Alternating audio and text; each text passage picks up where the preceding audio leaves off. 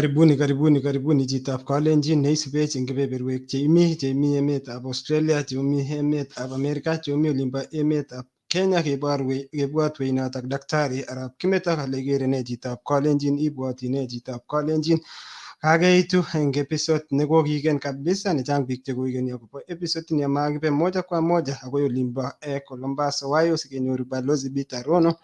Ameche tikiwech kongoi ing biik tugul chekikotune nin episode nekosirto, episode number 58 yang biik chekinetokis akot kemwoe kongoi Mama O wherever you are. We are so grateful as a team of Igere Nee Chitab Kalenjin for the big support you support our legend. Kongoi Option Education Agency akot ngotimokchinigei inyo emetab Australia kelejinin episode number 58 inyoru kityo banda tugul kikiaruny sabarit tugul nebo Mama O ko agenge anan ko agent nekikomut biik chekaite biik karibu 5,000 chebo kutit kong'ete emetab Kenya akoi emetab Australia. Tikiwechi kongoi akobo kampunit nebo Optiven Property Limited noto ko Joshua Shuri wherever you are. We are so grateful Joshua Shuri because you have been part and parcel of our sponsors. Kongoi Tamu Life, one of our sponsors. So ameche kityo abwatwak fans chechok ale ole imi ameche kityo ishean show, ilikean show akimwawech ile inamchinech ano eng kemboutab rani. Balozi kichamegei eng emetab South Australia amune olimbo Columbus Ohio. Balozi.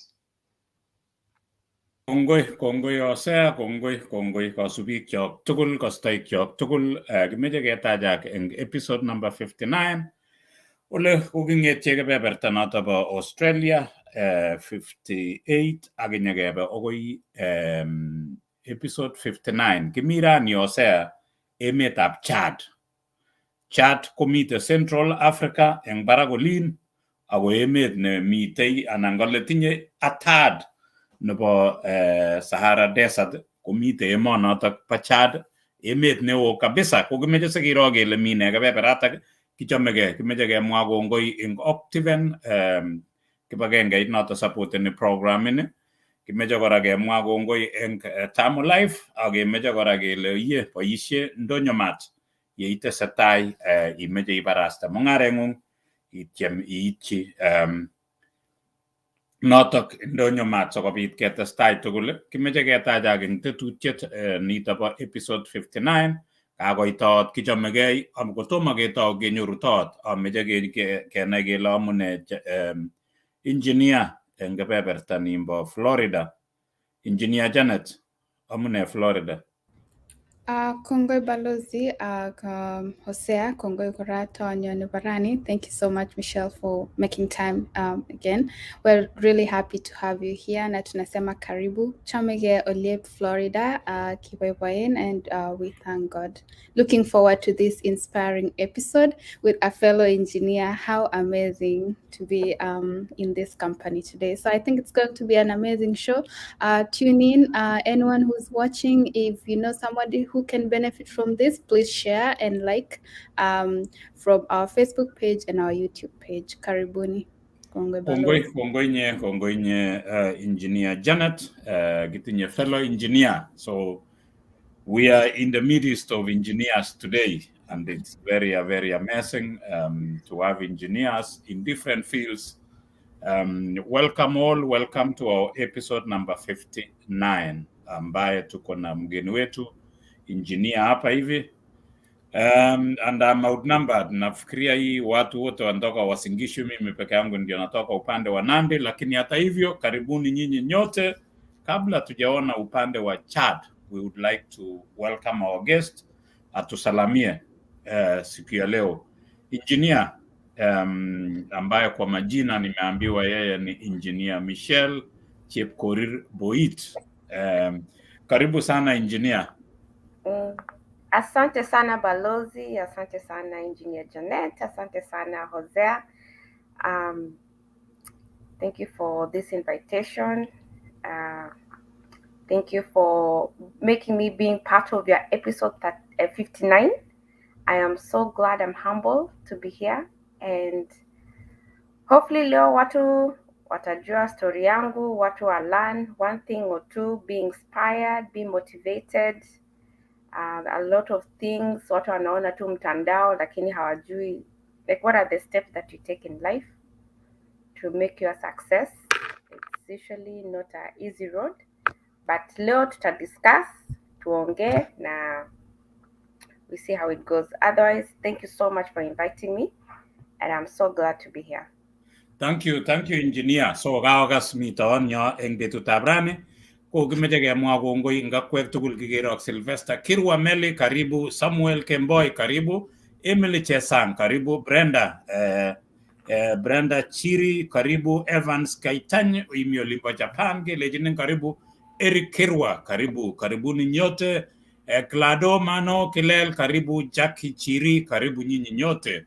Osea mongen ale kero kon ng'ong kebebera kamwa kityo biik tutigin chemito terchin. Karibuni. Kongoi Balozi Peter Rono, agere ne Arab Ledama, Cranton Letama, asante sana. Agere my boss na takwe Emily Atanui Kwaurir, asante sana my boss, and congratulations for writing your book. Professor Ishmael, asante sana Professor. Aramais, asante sana. Daktari Jepkoge Prudence, ready to hear from this inspiring story, watching from Olimpo, Italy. Asante sana. Kongoi biikab Italy ak biik tugul chemito akwek cheterchin. Balozi, kongoi Steve Sitiene all the way from Western Australia. Asante sana. President, asante sana. Wakili, asante sana. Basilisa Kujurei watching, following from Owayo. Kongoi Twins Korir, watching live from South Australia. Kongoi, asante sana Twins Korir. Asante sana jirani. Kongoi biikab Adelaide olep South Australia, kongoi biikab Melbourne, kongoi biikab Sydney, kongoi biikab Brisbane ak chitugul nekaingian shean, laikan ak itagan chi amu sabarit nebo tot ko sabarit nekoi. Enoch Tanui watching live from Olimpo Doha, Qatar. Asante sana. Ak agere kakoingian isubech notok CEO George Washuri kobun olimpo kampunitab Optiven. Ako Optiven Balozi kalejin akokotokchigei Congo, kale isubech eng olin, kale mi ofisit neyote eng olimpo Congo. Asante sana all the team of Optiven and Tamu Life. Karibu Balozi. Kongoi. Asante George Washuri, following us from wherever you are. Thank you so much for the great job, great work you're doing. And making sure that each one or every Kenyan is able to own a home. Boishe kibagenge noto bo Optiven yemeche ijengjigei kabungu kidogo anan ijengjigei property ing kebebertab Nairobi, Eldoret, olin tugul emetab Kenya, kelejinok use a credible company like Optiven so that you can acquire a piece of property for yourself. Karibuni nyinyi nyote taekyo kolomite, and as we start our program, Michelle, we would like to ask you to be free to use every language. Unaweza tumia Kiswahili, tumia Kiingereza, tumia Kikale. Ikiwezekana sijui anatumiaga nini huko Chad, lakini ukitumia ya Chad, Ocean Engineer Janet will float and myself. So we advise you to use either English, Kiswahili, and Kekale ukiweza. So feel free, because the main objective of our program is to be able to inspire our people. Wakenya wengi wanaelewa Kiswahili, wanaelewa Kiingereza.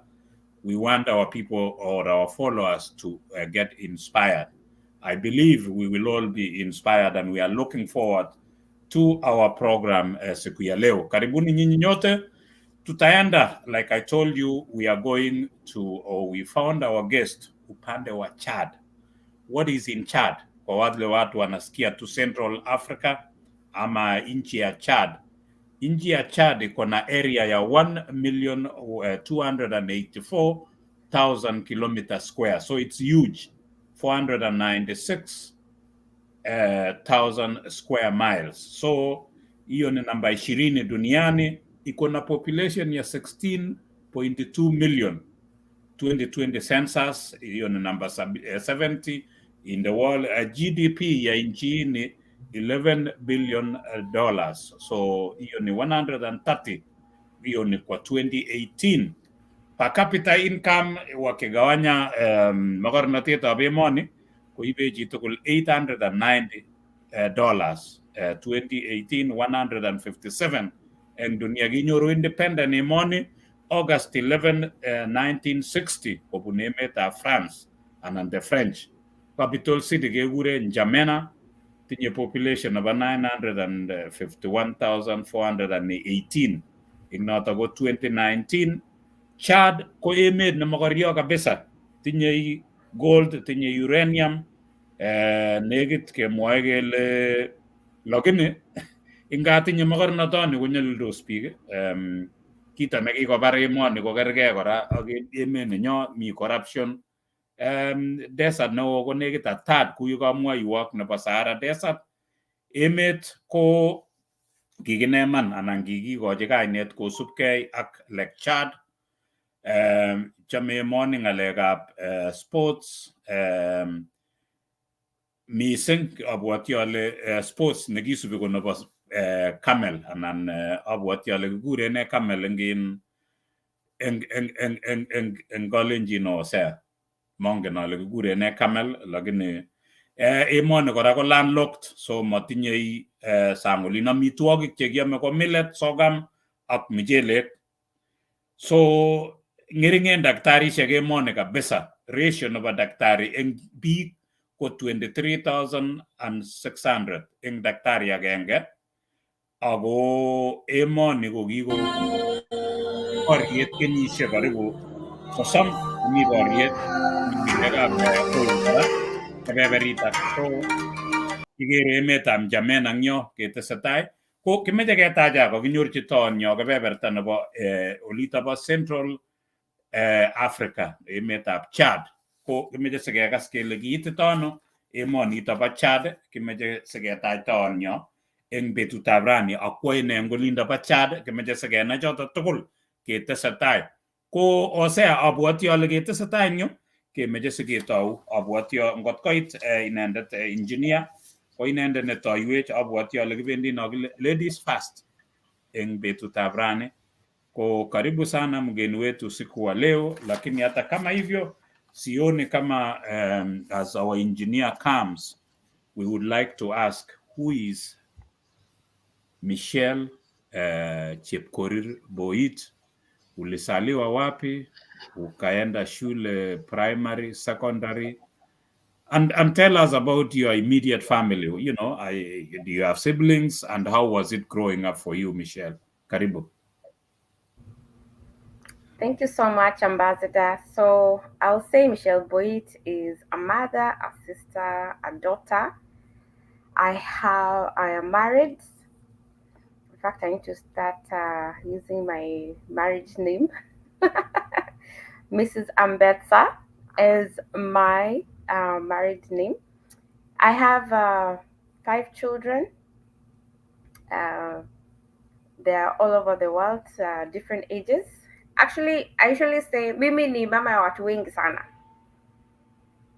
Mimi ni so I'm a mother. I have 2 siblings. My brother and my sister. I'm the firstborn in our family. Both my siblings are in Texas. Wanajikaza huko and doing very well. I'm very proud of them. They have their own families also. And yeah, I have my mom. Unfortunately, my dad passed on in 2008. The late Dr. Gabriel Boit.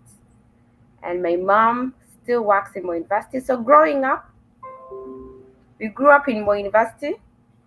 So I went to Moi Primary. My parents worked in university. My dad, before he died, was a lecturer there. He was a biochemical lecturer at Moi University and very passionate about the environment.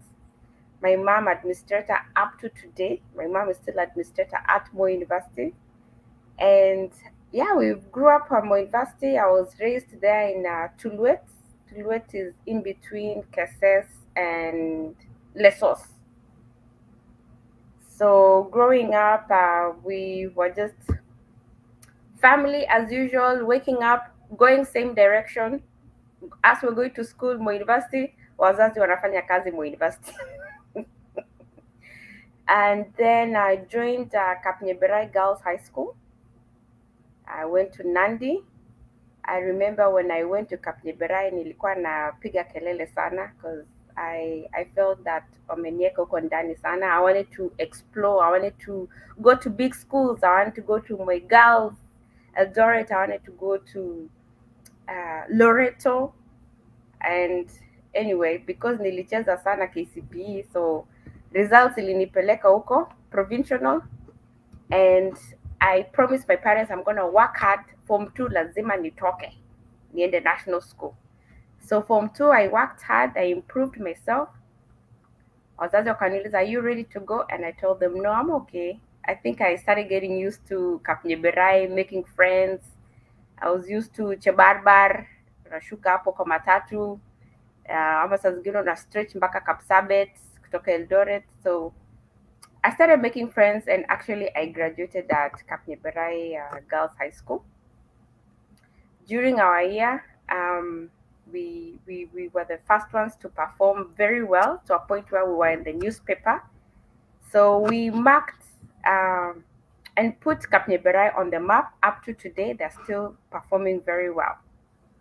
And I think that was my goal, was to go in and make the best of what I have, and to do the best and make a difference. So up to today, Kapnyeberai Girls High School is among the top schools in Nandi compared to when I joined in. So yes, so that's how I grew up, to a point where now we were looking for career. I've always. So, engineer, I'm still waiting to hear muliweka map ya Kapnyeberai so high. Ulitoka na ngapi na ikakupeleka wapi? Hiyo ya ulitoka na ngapi Kapnyeberai by making Kapnyeberai shine, alafu hiyo ikakupeleka wapi? Bas, sasa nilitoka na B stand in Kapnyeberai, which was very high according to the historical results of Kapnyeberai, because we used to get maybe 2 C's and the rest are D's. I remember even they used to make fun of us. Kapsabet boys, Kapsabet girls, Chepterit. They used to make fun of our bus. Our bus ilikuwa KUF 032. Anyway, let me not even talk about, because that's history. Squeezy now, as we are shining, we have engineers, we have doctors, we have lawyers. But they used to make fun of us when we meet up. When we meet up for games and all that. So yes, so I got a B stand. I was really good at sciences and mathematics, which I think a lot of people were surprised, and which I didn't understand. But so I did all sciences. I did biology, physics, and chemistry. Chemistry was my favorite. I used to enjoy being in the lab doing titration. And yeah, so I decided that I want to be a chemical engineer. So so all throughout I've been getting all A's in sciences and math. I've been getting all A's, and then I used to struggle in the other subjects. And then come KCSE, I got actually B's in the sciences and A's in agriculture, accounting. So it's like vitu ziliflip.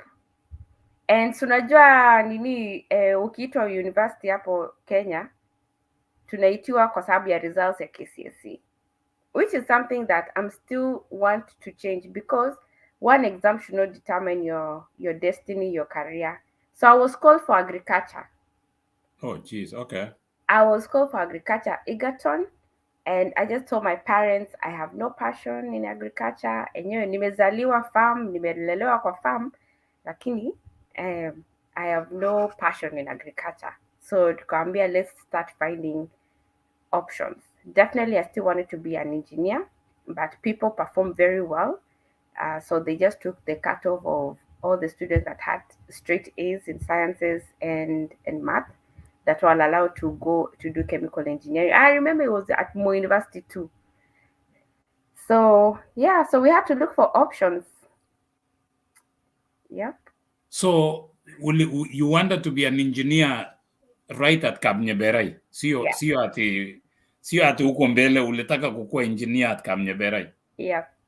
Na sasa umeambiwa wewe sasa badala ya engineering uende agriculture? Yes. And you said sina passion na hiyo. Kabisa. So Michelle, what follows after umeitiwa hiyo, where did you go? What options did you have? given the fact that in Kenya, they determine for you. You don't choose yourself. And I am happy that you are actually still fighting to make sure that, people take what they want, not what they themselves want people to take, but what the students are passionate about. So what did you do? So for me, actually, the first option was to go to my second option, which was to be an accountant.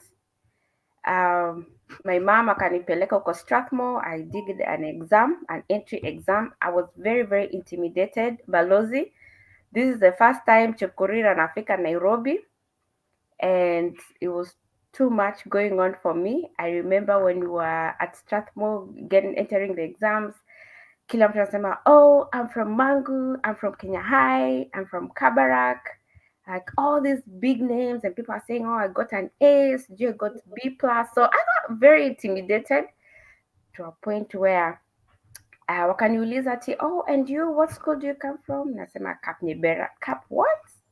Like, where is that? Is so I started getting intimidated, like, I'm overwhelmed. How watu wanajuana, their English is proper, and huyu msichana ametoka huko ushago amefika.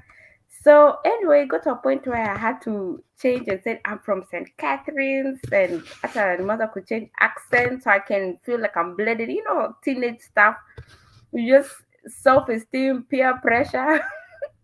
So yeah, I said I'm from St. Catherine's, Eldoret. Hiyo maneno ya kusema sijui Lesotho wapi inaleta too many questions. So from there, I found out they were not asking me too many questions when I say that. Anyway, we went to the exam room, and however much I was feeling intimidated, we did the exam. When I came back to check the results, guess who was leading? I was the top one. So from there on, Balozi, that's when I realized I should not be intimidated, or I should not feel that I need to be somebody else.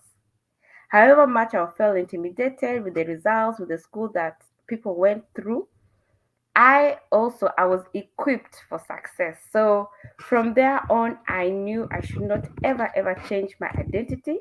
Nitasema vizuri sana, mimi nimetoka Kapniberai Girls High School. Kama hujui kusema hiyo jina, hiyo ni shauri yako. So anyway, when I was joining now Strathmore, that's whenever my dad told me, you know what, let's not abandon your science. You're a scientist. Let's find other options. So my dad called the brother, who is Uncle Alex Boit, who was in Texas at that time. Oh, he's still in Texas. And called him and said, hey, is there any options that Michelle can come and pursue her career? I would like us to exhaust all means of her pursuing engineering where she has passion, where she's good at, before we go to the second option. And that's what happened. I joined Texas Tech University and graduated, at Texas Tech University.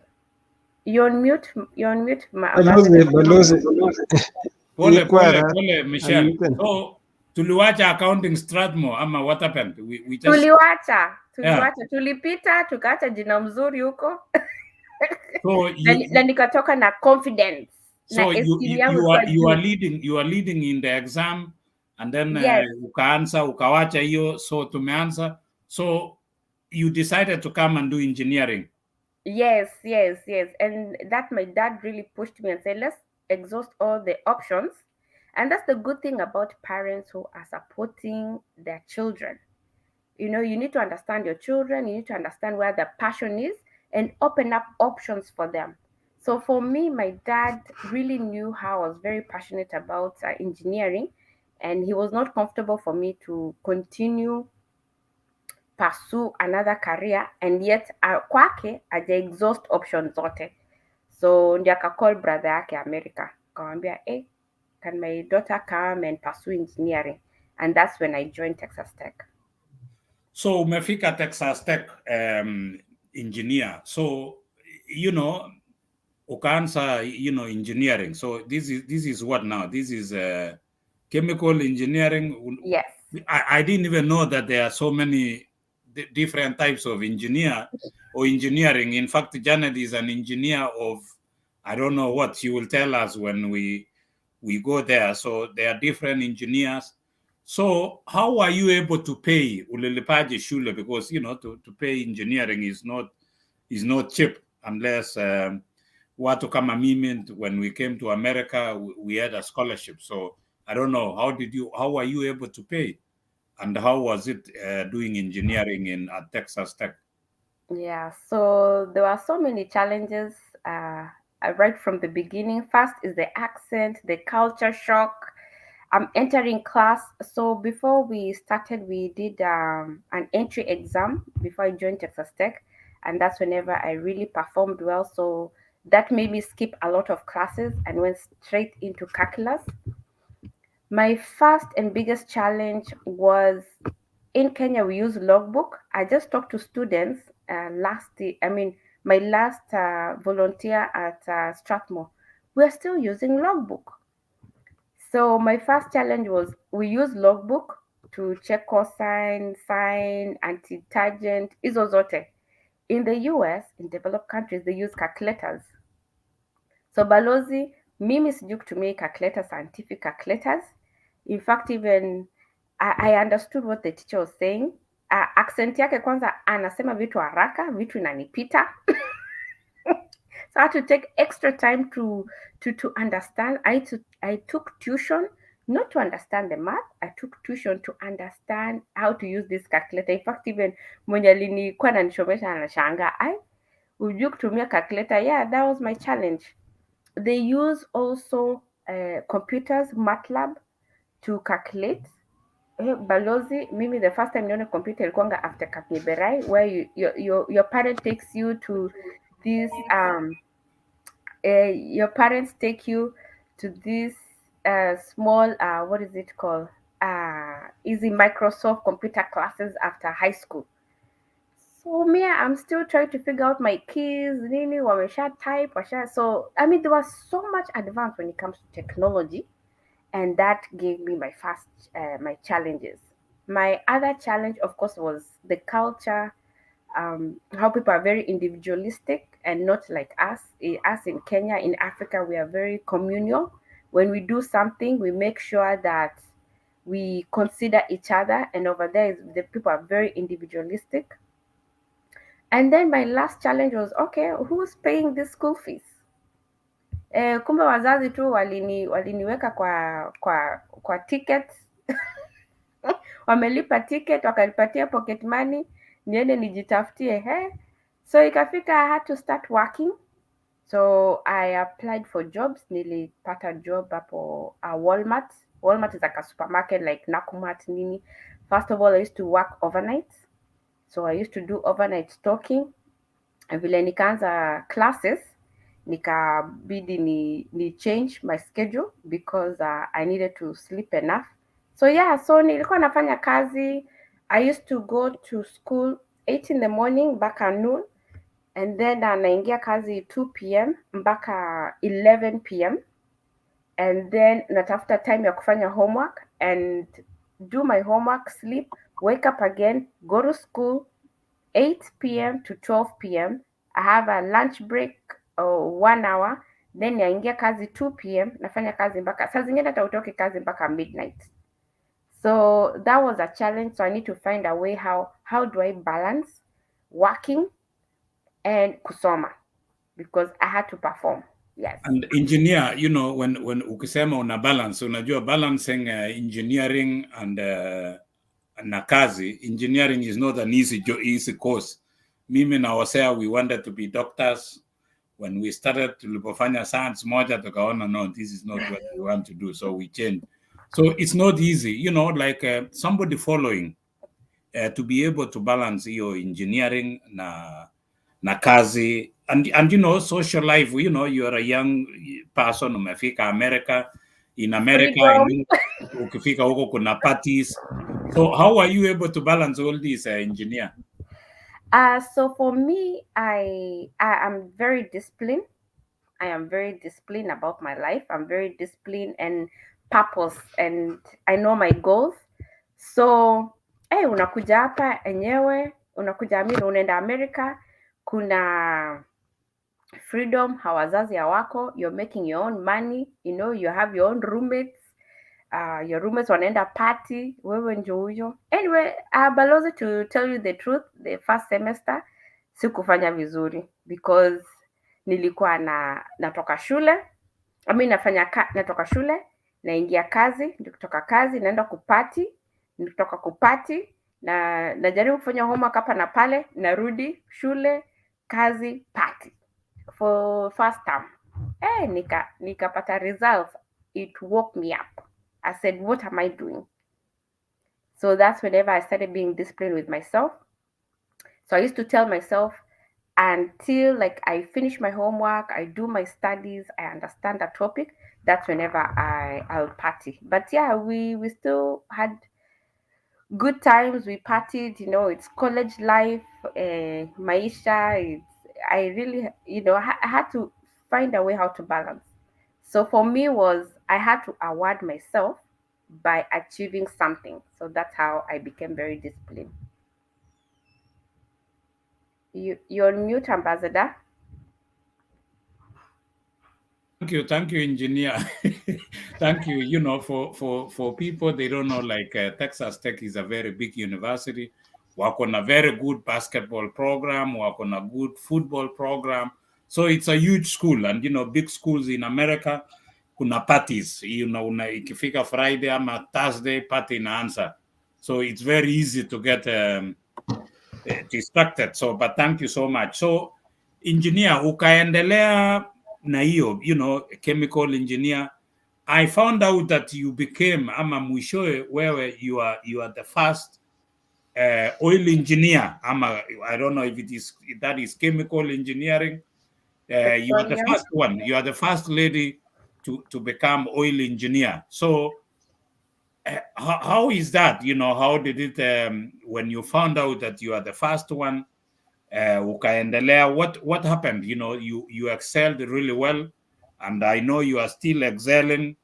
Hata tumefika katikati, wewe sasa ni the first oil engineer in Kenya. How did that make you feel, and then ulipomaliza ukafanya nini? Ambassador, God works his own ways. First of all, I graduated Texas Tech University with first class honors. So munipigie makofi tafadhali. Oh, wow. hiyo Marekani sijui wanasemaga nini, kuna majina ngine cum laude, yes. So hiyo ni first class honors. Yes, first class honors, chemical engineering. I got hired by BP. In fact, even I was hired 1 year before finishing school, because when I did my internship, I had so many options. I think they were quite amused how I was scoring A's and I'm still working.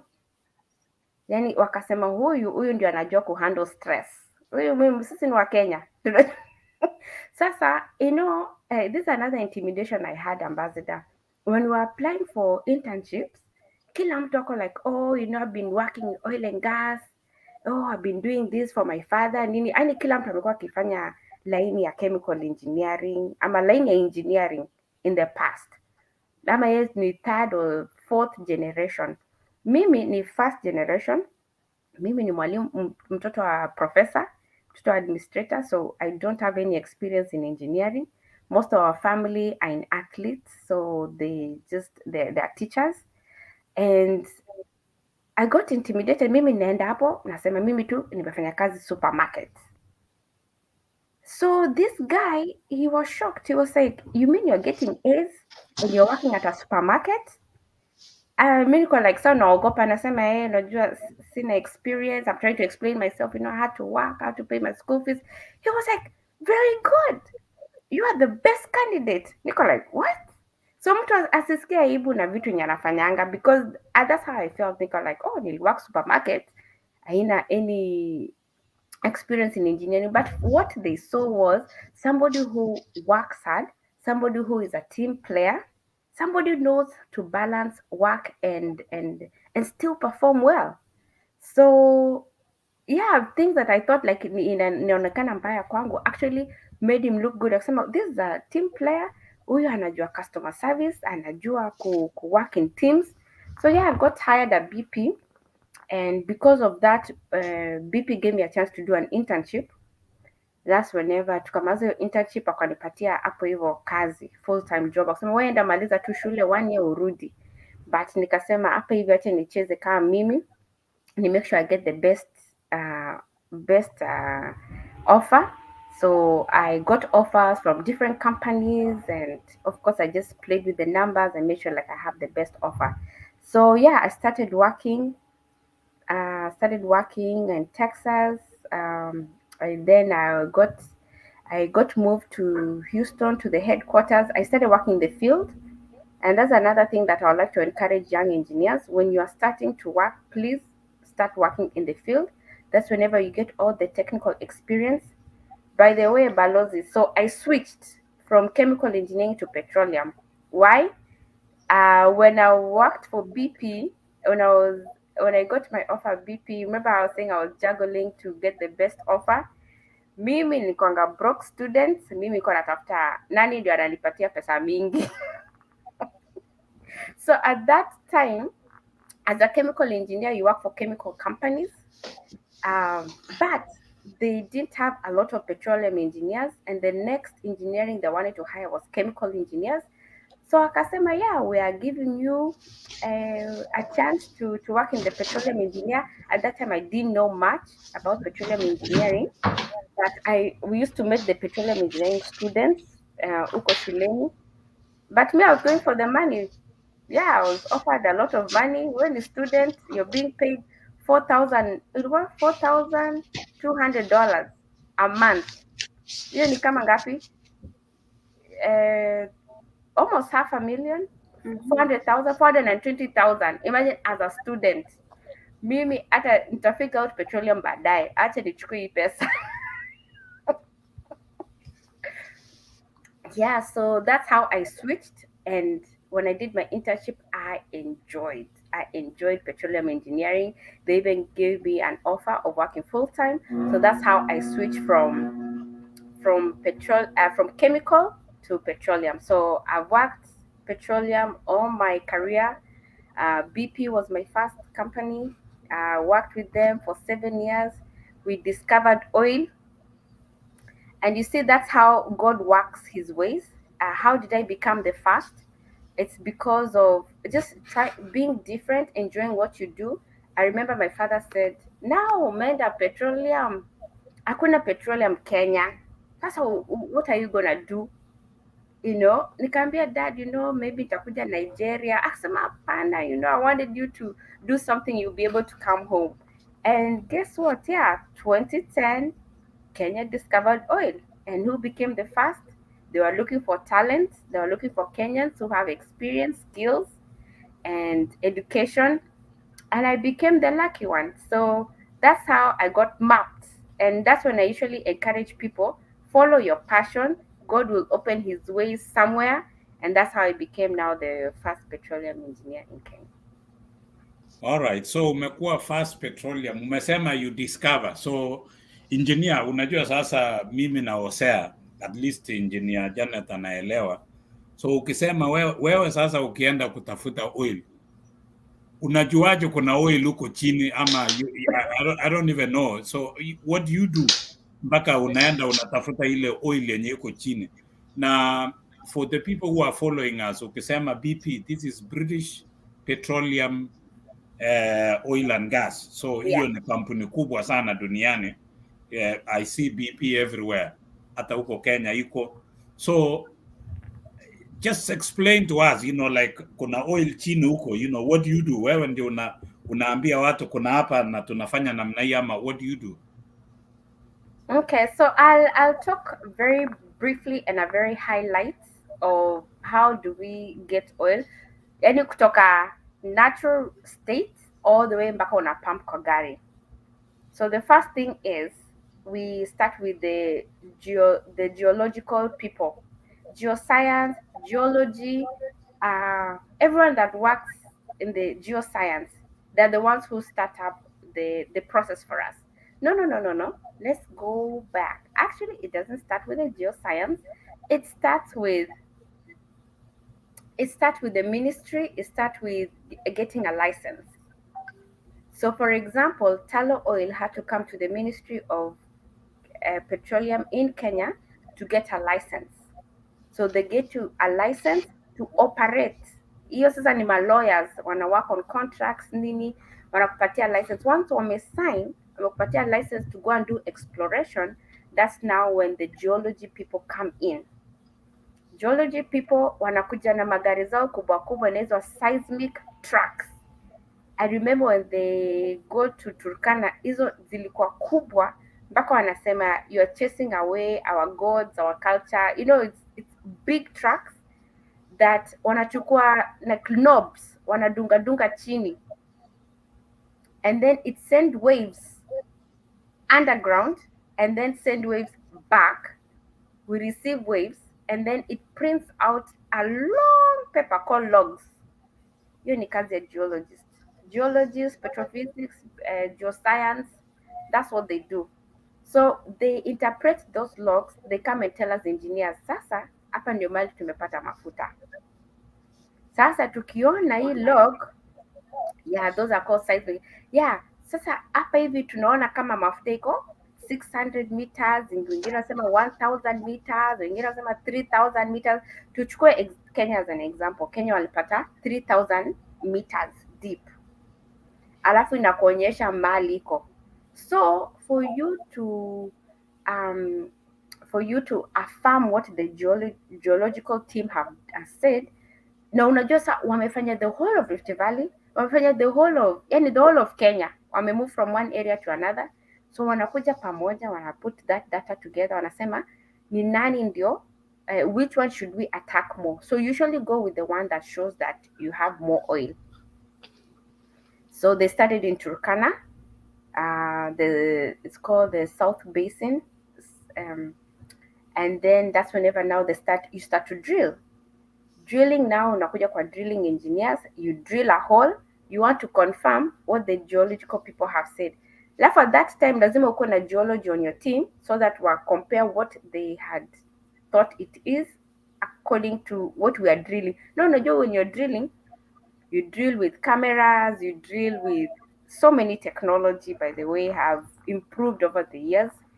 And then mnaenda well testing. Well testing, sasa mnafungua tap, mnaona okay, iko oil ama hakuna. By the way, that's the most stressful time, kwa sababu unajua hii yote we spend a lot of money. Drilling a well can be from $1 million to $20 million. So imagine umechimba a well for $20 million na upati kitu. Sasa tunangojea, when you're opening up, everyone is waiting. So you're waiting to hear two things, quantity and quality. So when you're doing well testing, which is part of the work I've been doing, you collect oil. So, and then you monitor like how much have you produced within a 24 hours window. So say me like how much you're producing per day. Yeah, unachukua hiyo oil, unapeleka lab, unapima, unaangalia quality yake. Bas. So from there, this is now the raw material. Raw material inapelekwa refinery, ina refine. That's whenever, so what we collect in the field is called crude oil. So crude oil, now we take it to the refinery, and refinery now they produce all the products. So engineer, wewe sasa ndio unatafuta ile mchanga ile wanaleta ambayo it's called crude oil. When wewe ndio una determine, alafu una measure, unasema the quality and the quantity. Yes. So wewe sasa ndio unaambia watu tulichimba hapa tukapata hii, so kuna mafuta. Hakuna kulala kwa sababu everyone is waiting from you. They want to hear the pressure, the temperatures, how did the well do, how is it performing. So I do well testing, and also I do production. So well testing is just the first production that we do, and then from there it's now maintaining the well, like the production of the well, because hapo ndio mali pesa iko. Yeah, so that's what I've been doing. I've been testing the oil, and then also maintaining the production of the well, because with time definitely ina deplete. Hiyo ndio kazi tunafanya sasa. No, sasa engineer, kwa hii kazi yote hii yenye unafanya hii, kwa sababu sasa this is a field ambaye and then engineer will tell us, engineer Janet, we find out that engineering is a field of mostly men. Na hiyo sasa huko reserve huko penye ulienda Turkana, huko wewe sasa huko na wanaume, you know, how does it feel intimidating? Does it how are you able to handle working in an environment ambaye ni wanaume peke yake, na wewe pengine wewe ndio boss wao? How are you able to handle all this? And then tell us a little bit, tulipata mafuta huko Turkana ama mulichimba mkapata nini? Unaanza kuleta siasa sasa. Oh, no, pole. Michelle, yeah, that's a very interesting question too. Before you answer that, Yes. I was in one of your talks a while back, and you talked about you were part of oil exploration offshore. Like, I would like you to talk a little bit about it and how it's different from like Turkana. Sasa ni Turkana, Chad, very dry, alafu mko in the ocean.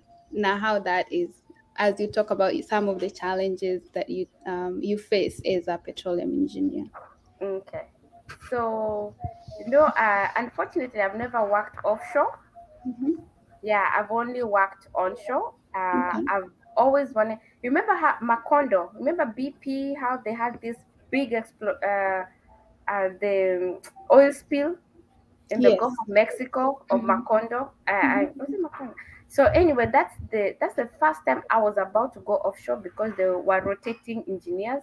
But I've never got a chance to work offshore.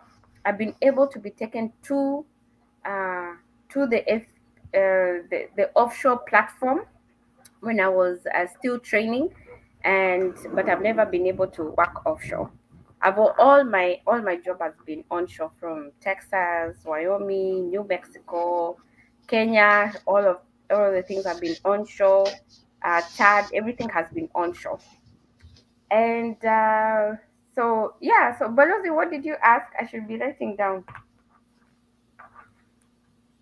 No, nilikuwa nimeuliza, you know, the field is, you know, Oh yes, men mostly. How are you able to handle akina wasea, you know, like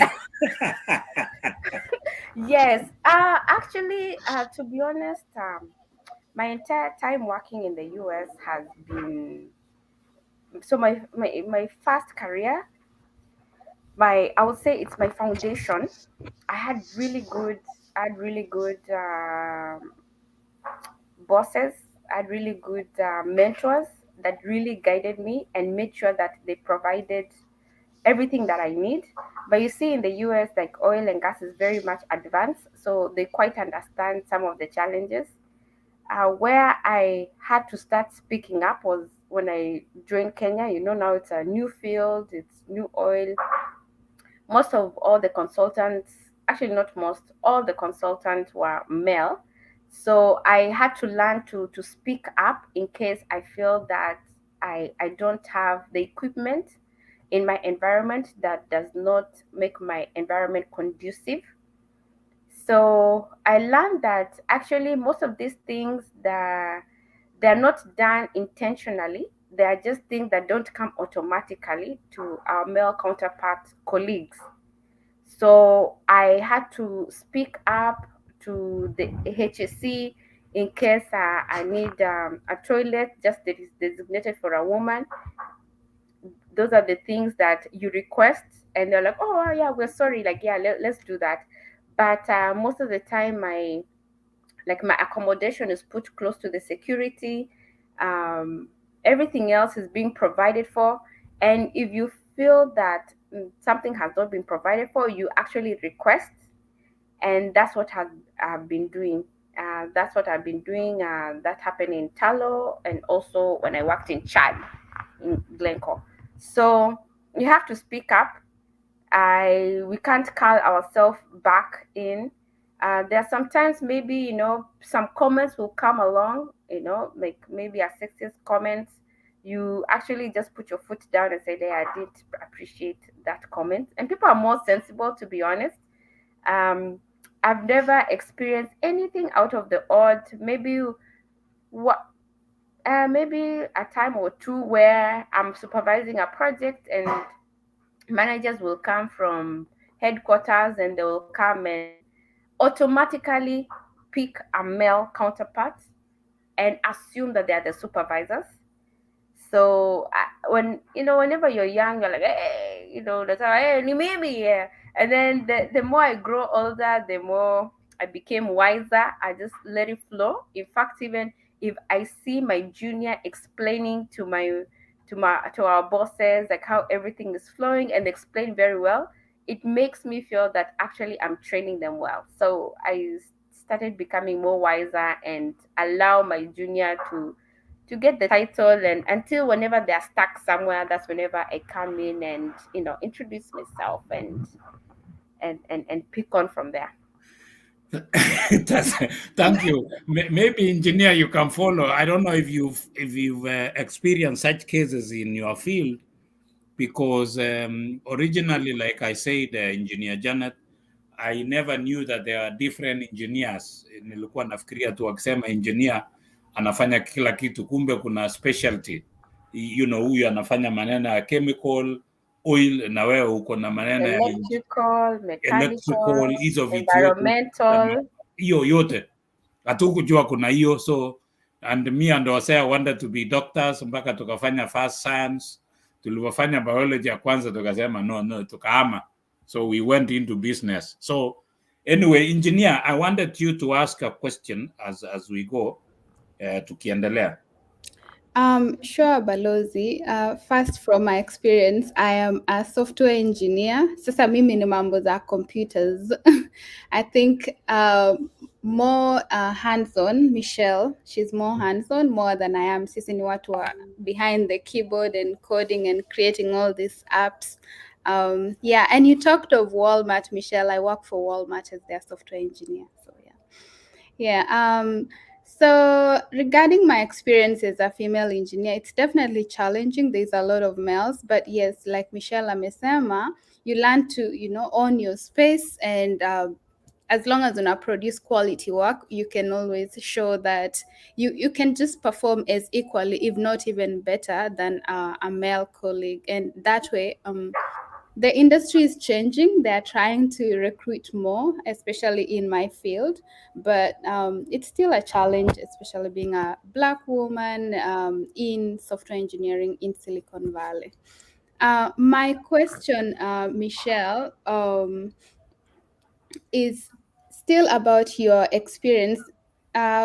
What has been some of your best highlights? Your best experiences. I would like to hear that. And how did you end up in Chad? Because we find you in Chad now. And who do you work for? Do you still do the same thing? And how do you also balance, family, being in Kenya, Chad, all over the place? Yeah. Karibu, Michelle. Yeah, so let me start with my best experience. Let me see. My biggest highlight in my career is actually the project I did in Kenya. I quite enjoyed it. It was the most challenging, but I would say probably the most exciting. The reason is because I saw a project from beginning to end. BP is so big. Like we have 2,000 wells in BP. So you're only gonna be stationed in one specific line. That was production. But when we came to first production of oil in Kenya, I was able to see it from the beginning. That is from the drawings. We had to draw. Worked with the design team in London. We approved the drawings. They brought the drawings to Kenya, allowed me to quite understand each and every drawing, and then I'm the one who used to execute. So I'm the one who's building. So from building, I have to look for the materials.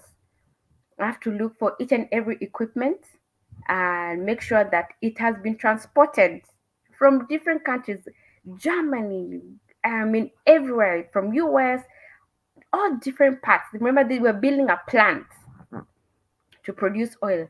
So we had to see all that. I mean, we had a lot of challenges. There's one time like our oil tanker was hit in India. I mean, was it in China? That delayed some of our shipments. I remember Kainuk Bridge in Turkana. got washed away, and all my equipment are on the other side of Kainuk Bridge. It took 45 days for them to repair Kainuk Bridge.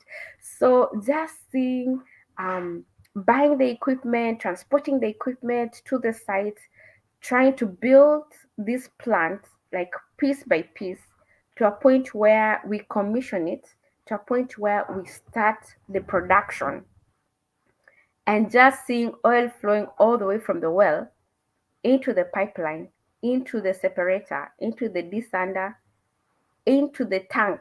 And you can literally open a tap and load a truck and you can see oil. That was my best highlight. And then to put the icing on top of all this was, now I said, I've been working so much in the field. I've been doing so many projects, but I have not got a chance to showcase my work. I haven't got a chance to showcase my work in London, the executive team, because this is my time now to move into the leadership role. But each and every time I do my job, they keep on calling someone they keep on calling someone else to present my work, and my job is to do the work and to put the slides together and show someone else how to present it. I don't know, most of the time I used to say maybe I don't have the confidence, maybe sometimes, I mean, people used to just ignore, or people just had their own ways. But to me, I felt that it's time for people to see my work. It's time for me to get the exposure, because I have the skills. I have been doing a lot of work. When is God gonna open for me a door for people to see my work? And that's when the time when we were launching First Oil in Kenya, First Oil production in Kenya, and I was supposed to teach someone how to explain to our president, and I told them all the technical, and they could not understand. And they said, "Oh, Michelle, I think we need you to explain." And voila, that's how God opened the door for me. So that was an icing on top of the project. Me personally having inner happiness of seeing the project from initial to execution and being success. But also, I had a chance to explain to our very own president, Uhuru Kenyatta, the project when we were launching it. So I had almost 23 minutes of all the social media, of all the media houses, and people just seeing what I have done. And for me, that was a super highlight because it opened the doors that I needed. Because that's the first time even the CEO came and told me, I did not even know you knew this much. So I needed that. So that's definitely my highlights in my career. I didn't have much of a struggle of this when I was in the US. US actually they create platforms from young engineers to present. We used to have a monthly meeting of engineers. You explain the project they're working on. So I didn't have much of a struggle, but I did have a struggle when I wanted the exposure to move into management. So that was one of my highlights in my career. What was the Thank other? you. What was the other Thank two you. questions? Yeah, Yeah. thank you, engineer. So it's amazing. It's very for us kusikia hiyo oil imetoka kwa ground mpaka imekuja mpaka oil inaingia kwa me and Ocean, tunaenda tuna pump tu mafuta na tunaenda. We don't even care where they come from, but asante to have people like you who are able to do. Ose, I don't know who is still following us. I see Chesi Tony, I see Koech Deno, Kibrono, oh yes, and then Eric Maraba, Mwalimu Karibu, Amos Rono Karibu, Eliud Rob Karibu. From where you are, please continue sharing so that we can you can get inspired. So engineer, umetuambia hii maneno mwisho hapo we got ahead, umetuambia uko na familia. I was going to ask whether you are booked, lakini sasa umesema uko na family. Asante.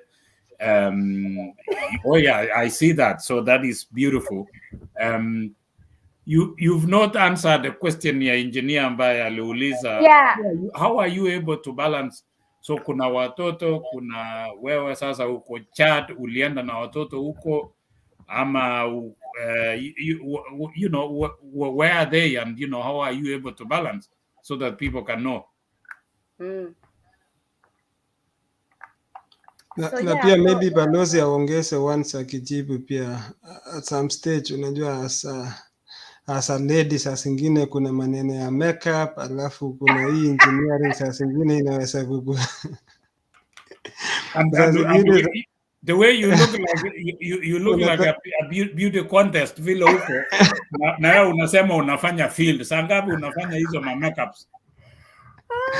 na utaki kuchoma, so karibu. Oh, that's funny. So actually, I was so much of a tomboy. So when I used to work in the field in Amarillo, when I got moved to the headquarters in Houston, I had to use almost a whole paycheck of just buying clothes. Mbaka handbag. That's the first time I owned even a handbag. Nilikuwa tu na in my closet, t-shirts and jeans. Tosha. Like, I didn't have anything else. So when I went to the headquarters in Houston, that's whenever I started, because now I was working in the corporates. Yeah, I had to change my look to fit in the business corporates up to today. Sometimes, I have to think of what hairstyle to put in, because kuna siku I messed up. I put this big hair, alafu ukiweka hard hat haishiki. So those are the simple challenges that we go through. So you have to see, and then we travel definitely 25 to 50% of our time. How do I balance? I actually balance by having a very supportive system. I had my kids early, so I had a chance. I usually talk to them. My daughter right now is 16 years. I had my kids early. One I had in college, and the other one I had when I just finished college. So we sit down and talk, and these kids were born in the US, so it's all about just talking one-on-one.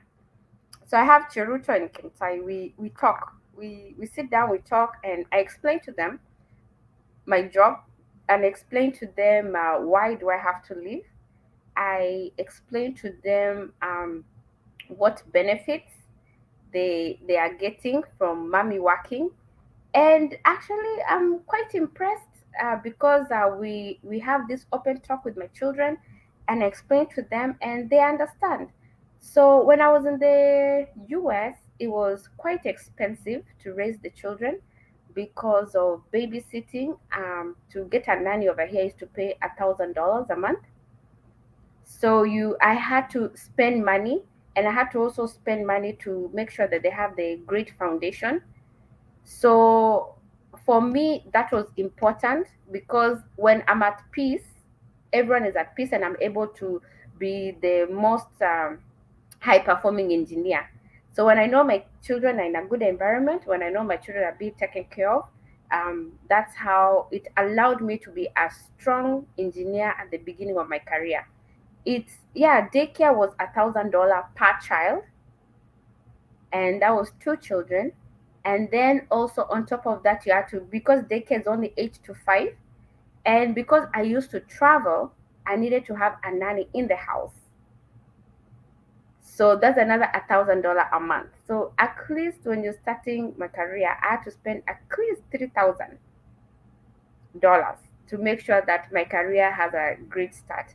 For me, that was an investment, and it actually paid off because my children were exposed, they were strong, they were in good schools, they actually had strong minded, and we used to talk with them. And then, so that's what happened in the US. When I went to Kenya, definitely the support system in Kenya was so much. In fact, even you have to try to limit your relatives. Actually, the relatives used to outweigh, adults in the house were outweighing the kids. Almost had like 2 adults per child. Which was good. I really, really enjoyed that. I mean, my work now became even much more easier for me to be able to travel and to even to give more, because I was mid-career and I needed to do more. And then also having a partner, having a husband, your husband has to allow you. I'm very lucky to have a husband that understands my work, understands what I need to do, and is very, very supportive. In fact, even when I moved to Chad, my schedule was 2028 in um, 28 in our language. It means you work 28 days and off 28 days. So basically, I am gone for a month and I'm back for a month.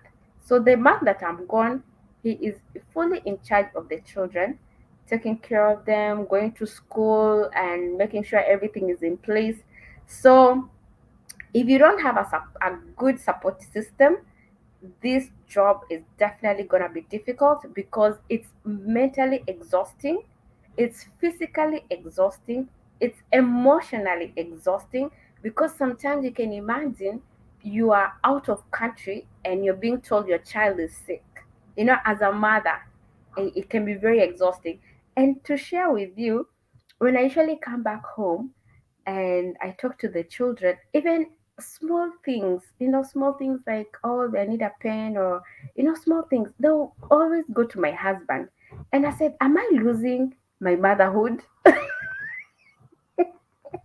Yeah, it used to be, sometimes I used to be jealous and I used to hurt. Sometimes I'm like, little things, like, oh, I have a headache. They go to my husband.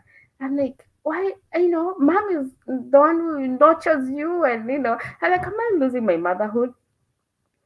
When I was starting to struggle with that, but kids are now growing, and guess what? Me, I barely been home since I've started my career until Corona came. Corona came. We had to shut down in Chad. Up to today, we've shut down, and I've been home for almost 2 years. The first 2 weeks, I thought I was gonna go crazy. My children thought they're gonna go crazy because they're used to mom traveling all the time. So they're like, are you leaving? Like, is there somewhere you're going? I'm like, no, we're here. For 7 months, we were together in the house. So that's whenever I was able to reconnect with my children, reconnect with my family. And I would say that is actually a blessing that came out of this corona phase. Ilifanya kazi mzuri Kabisa, corona. kabisa. Asante corona, lakini tunaambia watu tuchunge na corona. So Kabisa, yeah. Engineer Michelle did not akutembea, alikaa tu kwa nyumba na watoto. So kabisa, tuombe tu watu, when corona is there, mukae nyumbani, and it is real. So walifunga station huko. Engineer, I don't know, Osea, bado kina nani wanatufuata, alafu tuendelee kwa sababu naona time. Okay. Yeah. Okay, asante sana balozi, asante sana engineer wetu Michelle, pia engineer Janet. Naona hapa kuna watu wengi wanatufuatilia usiku wa leo. Naona hapa Vivian Chela, this is an informative season. Our ladies flying high. Michelle and Janet, keep soaring. I am a software developer and hoping to be what these ladies are doing. Good work. Asante sana. Ton Nixon following us all the way from Northern Territory. Kijana wetu Manuela following live. Asante sana Manuela. Kemboy upande wa Eldoret twins to me twins kabisa kale Chepkameti new kale say hi to my sister. Asante sana twins Jesse John. Asante sana agere kora miji ne kale classmate nebo Michelle kale kikure Sue Biriken kale the process ya oil is like asante sana, asante. Sue Biriken amesema mlisoma na yeye pale Kamnyeberai. Yeah, she was my classmate in Kamnyeberai, yes. Yeah, she's my neighbor hapa Adelaide na amekukaribisha hapa Adelaide, South Australia. Nakuja. Asante sana Sue, nimefikisha ujumbe. Senge Mugubwa watching from Wichita. Asante Senge Mugubwa, Senge Mudoga. Asante William Jeffrey, Janet Cheptao watching live from Wasingishu. Manfo Felix watching you live. Asante Silas Kilimo following all the way from Meru, Kirwa chapter. wa Yapco. Huyu ni engineer wetu ya Gunda Magari hapa Adelaide. Asante sana, anatufuatilia. Professor Ishmael Nicodemus Rono, nice one, watching live from Kapsabet Town, Nandi County. Asante sana Professor, all the way from Nandi County. Engineer Mactoni, another engineer, alumni of St. Patrick Balozi, is following up Adelaide. He's an engineer as well. Derek Kiprotich, watching from Belomo Wasingishu County, rated to hear Engineer Michelle Boit. Asante sana. Philemon Kurgat, karibu sana, all the way from UK. Asante sana. Jina Balosi kagewal kainetab nini kekure Tembesiot. Asante sana. That's my father following all the way from Tuluam Ngetuny. Anora Chemeli watching all the way from Saniak. Daktari Millicent all the way from Sydney, Australia. Dori Chelagat, asante sana director. Following us from Naivasha, Kenya, Philemon Kurgat, asante. Kedmon Letama, Nelson Bet, asante sana. Na watu wengi, Bernard Tanui Korir, asante sana Bernard, asante sana pia na Pratni Chepet Korir, wote wanatufuatilia wakiwa upande wa SA. Ak biik Barrett Ona, biik chemi kebeberta nebo YouTube, asanteni sana. Nimeona watu wa YouTube, we recognize you, knowledge you kwa all set. Samuel Kemboy, asante sana. Emily Chesang, watu magitare lakini mamingala, we will try as much as we proceed. Na asante pia Mama Ho, naona anatufuatilia chini kwa chini. Mama Ho ni Ellen Maria, the founder of Options Education Agency. Asante pia Daktari Joel Kimeta, naona pia anatufuatilia chini kwa chini, all the way from Kericho County, akiwa upande wa Kericho. Asante sana. Asante sana pia Honorable Franklin Pate. Franklin Pate is following us. Asante sana, nimepata ujumbe yake. Kipkenchei Lagat following all the way from Melbourne, Esmond Jumba, Tasmania. Apik chajang Jaisubech Engembout Brane Balozi. Karibu. Kongoi nye Hosea Karibu Balozi. Yes. Unanisikia Hosea? Asante kwa all of us who are following. Tunaomba tu you share and you know you like it, so don't just share but like our program so that we can continue. So tukiendelea engineer, so tumekufuata, umeenda hii vitu yote hii mzuri umefanya, umekuja. I also found out engineer that there is a foundation ulianzisha. Hii foundation yako inafanya nini? Why did you do it? And what have you done with it? Kwa sababu naona hii foundation hii inafanya kazi mzuri, na tungependa hata, I'm sure it is in Wasingishu, tunataka ikuje mpaka huko Nandi, iende huko pali yote Kenya yote, because you are an international person na unafanya vitu kubwa kabisa. What does it do? What have you done with it? And why did you start it? Okay. Michelle Boit Foundation, we have different projects, but one of the biggest program we have, it's called Michelle Boit Mentorship Program. It all started by just having the passion of talking to the youth. I have so much passion in the youth of growing, and for me to be successful is because I was given mentors. So vile nilifika America, nilipatiwa advisor shuleni college. So lazima advisor kuongeleshe every semester before you proceed to another semester. Lazima the advisor signs before you are allowed to go into the next semester. And also when I started a BP, I was given 3 mentors. It was by force, by fire, whether you like it or not. So I was given 2 technical mentors. One was my direct boss, and one was an experienced engineer from a different business unit. And then also I was given a mentor who was almost my age mate, just maybe graduated a year or 2 before me. And with that, I was able to grow my career. I was able to have somebody to talk to apart from my family, which was very crucial for me because none of my family members could have understand what I'm doing. My dad understood a little bit because when he was in college, he did some oil field work, But apart from that, no one else could understand, from my friends to my family. So it was good to have those mentors. So when I moved to Tullow, I lacked that mentorship, and I felt I was left behind by myself to figure out things. And it being a new industry in not only to Kenya but in the East Africa region, we didn't even have the conference, the ones I had in Houston. We used to have a lunch on. We used to have happy hour. We used to have conferences. We used to have a lot of get together where people will come and do presentation of technology or different learnings they've had. So with that, you pick up a lot of knowledge without even going to class, and you learn from different industries and different companies. So I felt I struggled because I was mid-career. I was 7 years at that time in my career, and I felt like I still needed to learn. I still needed to grow.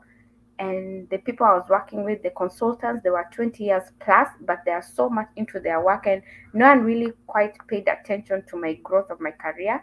And so I had to just fish along and figure out my way. And that's whenever I said, how many people are suffering like me? And yeah, so I started my foundation by starting going to do mentorship. I started with Kapniberai Girls, and it grew so fast because I went and I was given like a key speaker. I talked to one of our Thanksgiving dinner. Then I got invited different high schools, and we grew so fast. So in the mentorship program, we talk to students, and high school level we do mass mentorship where we talk to the students, we encourage them about career choice. And lately, in the past 4 years, we actually have also added, apart from academic, we've also added the social behavior part of it. And yes, and we have partnered with so many companies, we've partnered with so many non-profit organizations where we have reached out to students in different not only in Kenya, different counties.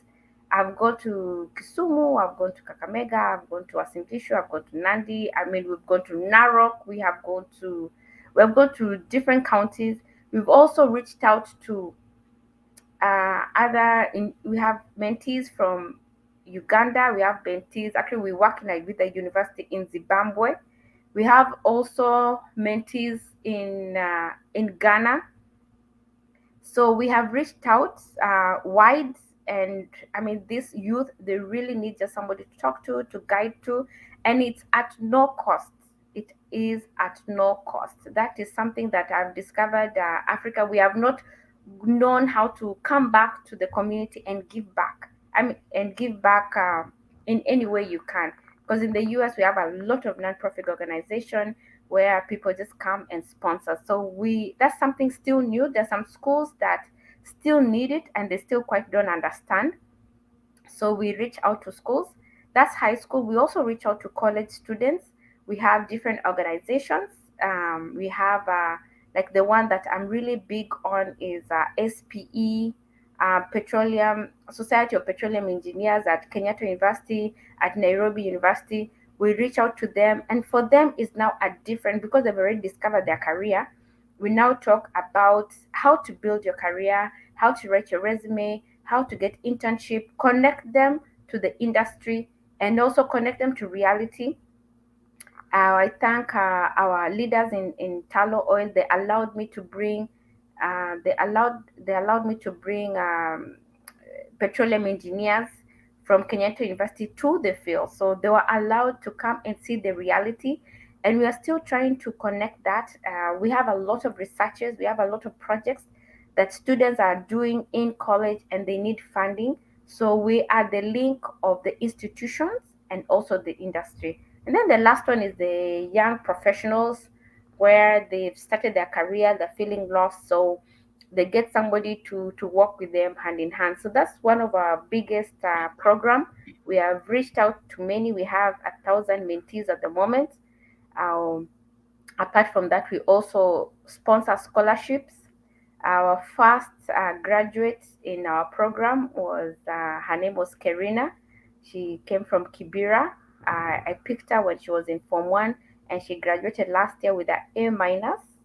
She wanted to do computer science, but right now she is doing economics at Nairobi University. And we have others. We have even one in Kapsabet Boys. I remember I used to like Kapsabet Boys, but now I'm connected to Kapsabet Boys in a different way. He's gonna do his KCSE in March. We are really praying for him. He's a good student. He comes from Turkana County. I met him through working in Tullow. So that's how I meet my mentees and the ones that we sponsor through the mentorship. We want to do more. We have a pending project actually in Turkana. When I went to Turkana, I was given land. We wanted to build a resource center. We've done all the drawings and everything, but Corona hit. So the funding slowed down a little bit. So we have a lot of projects to reach out to the community. But our biggest program definitely is the mentorship program. And we also, maybe I should talk to Janet.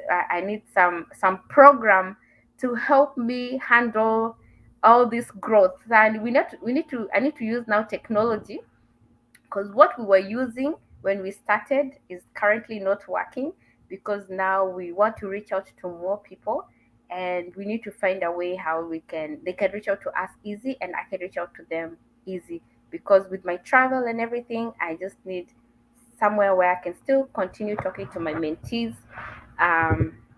Yes, so that's about the mentorship. And then Engineer, you know, I heard you telling us that you go to them. So what are Kujagi like?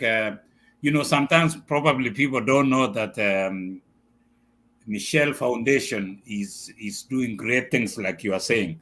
So where umesema you go to them. yes. What would you tell walimu wenye wako huko if they want to reach out to Michelle Foundation? Where should they go? Do you have a website? So that they can reach. And then I like what you said, engineer, you know, where professionals in particular don't go to volunteer, you know, kusaidia watu, you know, like if there are some of the professionals out there who are in Nairobi, all over. Sometimes people say diaspora.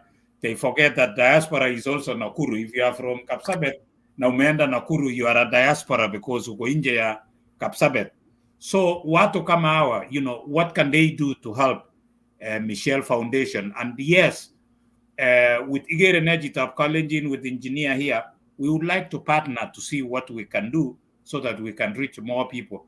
Talk to those teachers who are there ambayo hawajui, they can reach to Michelle Foundation badala ya kungojea wewe ndio uwapigie simu and yet they are the people with the problem. Mm-hmm.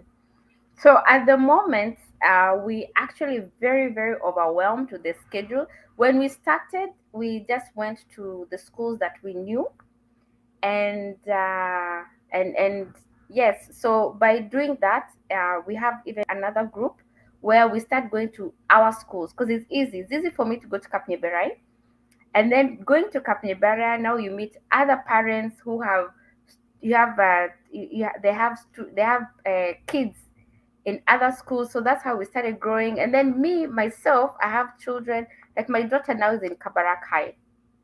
When I go to visit, the teachers start reaching out, and yeah, for them to reach out if they want our services, please contact us. We are Michelle Boit Foundation, a Michelle Boit Mentorship Program. We are all the platforms. We're on Twitter, we're on Facebook, we're on Instagram. We also have our website, which is mboitfoundation.org. Please feel free. We have our contacts there. Reach out to us if you want to be a mentee. Reach out to us if you want to be a mentor. Yes, please reach out to us. We want to make Kenya great again. We want to make the world great again. Let's not lose our youth anymore. And by the way, that's another thing that came as a positive during Corona season, because I was so busy and I was not able to give much time in my mentorship program. I was able to reach out one-on-one, set goals with my mentees, and also it allowed me to do a lot of personal projects. So this time, downtime, sometimes you feel discouraged. Things have changed. You maybe lost a job. Your business is not working, but you need to deep in a deeper and to see and ask yourself what are the things that you've always wanted to do but needed your time, not your money. And for me, I found out that my mentorship needed my time. I had personal projects that I needed to accomplish. That was I don't know if you had. I was building my mama house, so I needed to finish that. It just came at the right time because of finishing. We needed some details, so I'm glad I was around to do that. And yeah, spending time with family. Like, you don't understand how the kids grow so fast. How your husband is good looking. Those precious times that you don't get. So there's always, I mean, even cleaning. I have boxes from Houston when I moved back 2014 to Kenya that still needed to be unpacked, and there are books I've always wanted to read. So yeah, I would say that the downtime actually was good for me. It was a blessing, and I thank God that everyone was in good health and were able to spend quality time in the pockets that I felt that were not quite filled when I'm busy working. Balozi, you're on mute. Yeah, thank you engineer. So tumeendelea engineer, umetuambia hii maneno mzuri yote hii, you mentor kids, Michelle Boit Foundation imetoa hii watu yote, wonderful engineers, all fields. When you are mentoring them, you talk to them and you tell them about their careers. Unfortunately, in our country, Kenya, we produce all these wonderful young people, and then, wanakuja hapa hakuna kazi. Unemployment is over 40%. Unakuta ukifika huko Reserve, huko Kapsabet, ukifika Wasingishu, you find wazazi wametumia pesa nyingi, wamesomeza watoto, mtu amemaliza university, and then there are no jobs. I would like you, engineer, based on your experiences, umetembea Marekani, umefika huko Chad, umefanya hii vitu yote mzuri. I want you to talk to our leaders, so that, they can solve some of these problems. Unemployment is vitu yote, so that when we produce people, they have things to do. Ama uambie hawa watu, to be creative, to be able to create jobs, so that they don't just wait for the government.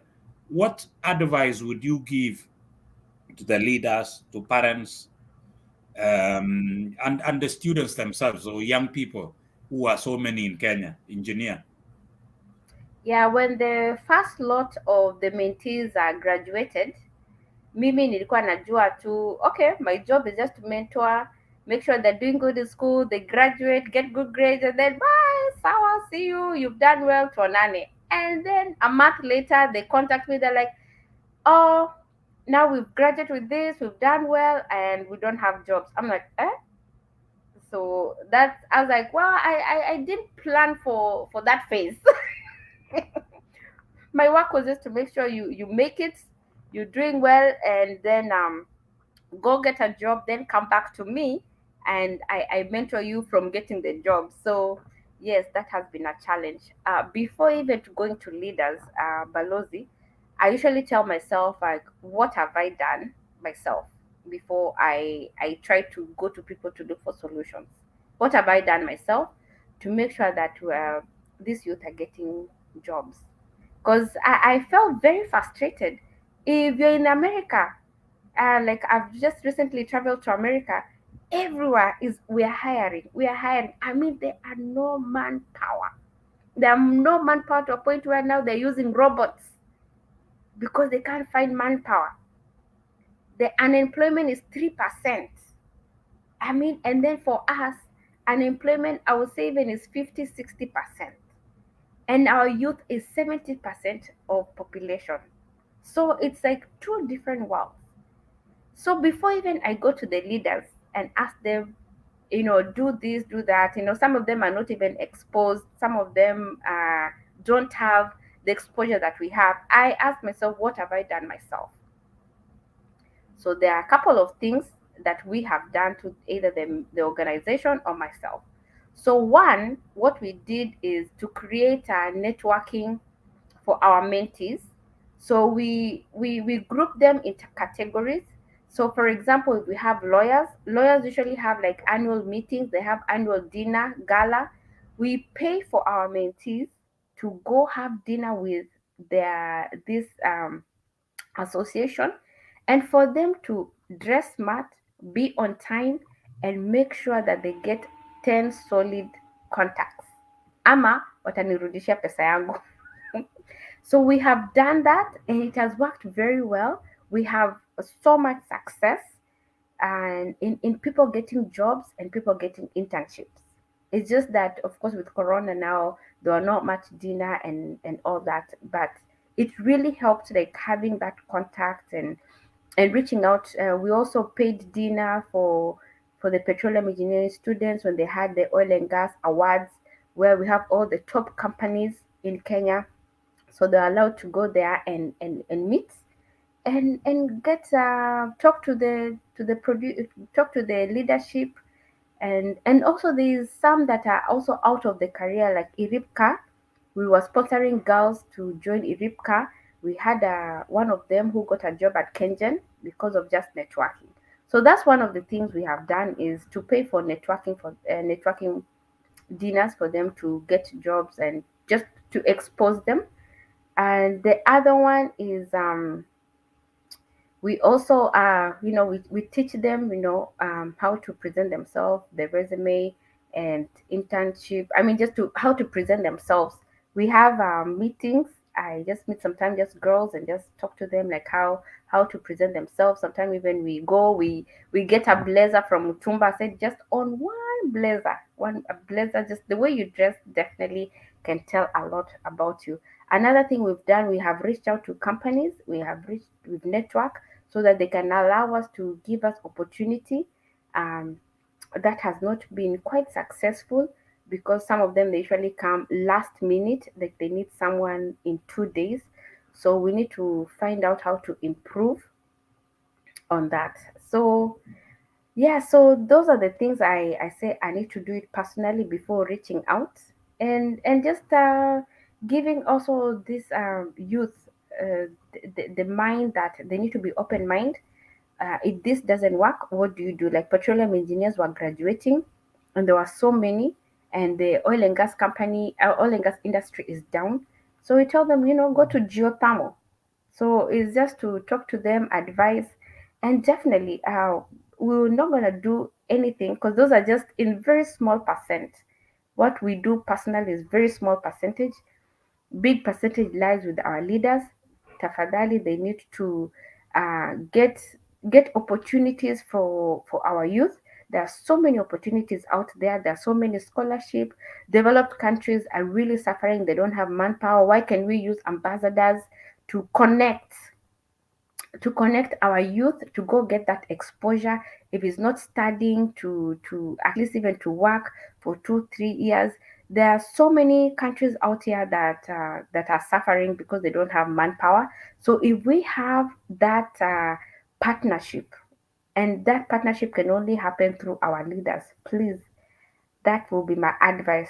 Just go out there, go out of your comfort zone, go and work for our youth.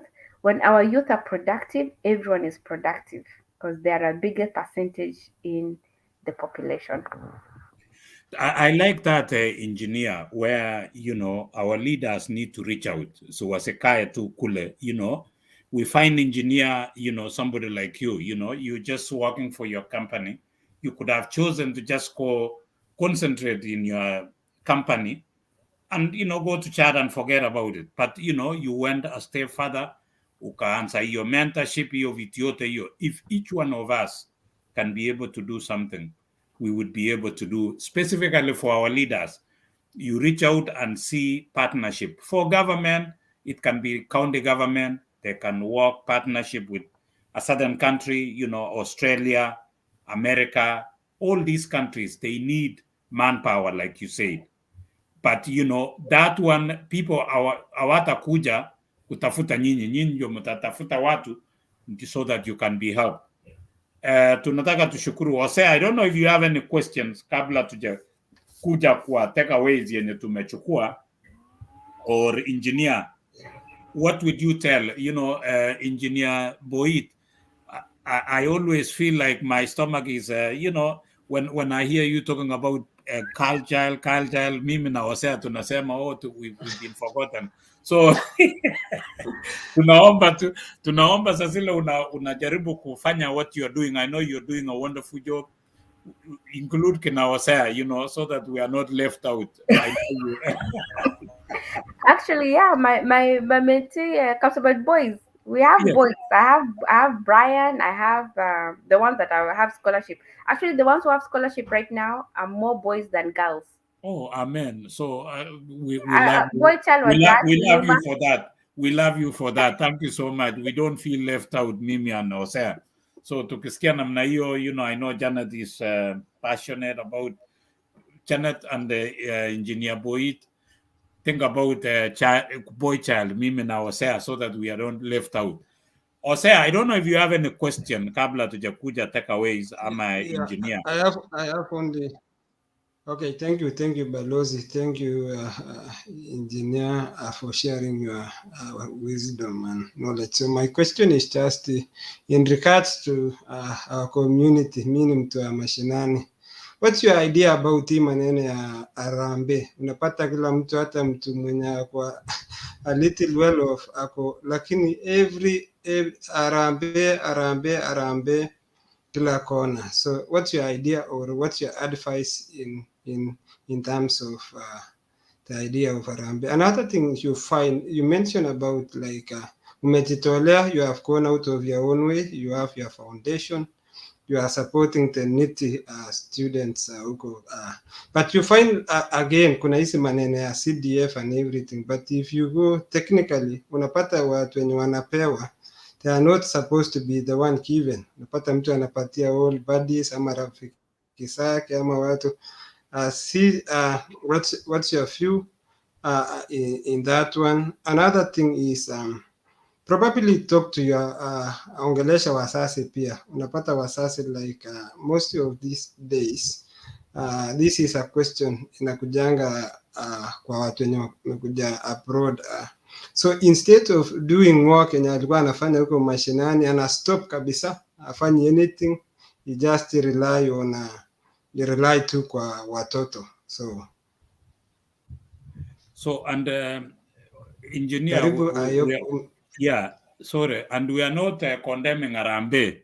The question is, are we recycling? So kwa sababu sasa engineer Michelle already ameshajitokeza, anafanya hiyo Michelle Foundation, anasaidia vijana wawili huko Kapsabet Boys, and still bado kuna hizi marambe pia. So we are not condemning it, but are we recycling ile poverty tuko naye? Kwa sababu arambe is a good thing, but when it is overused, then it becomes bad, I think.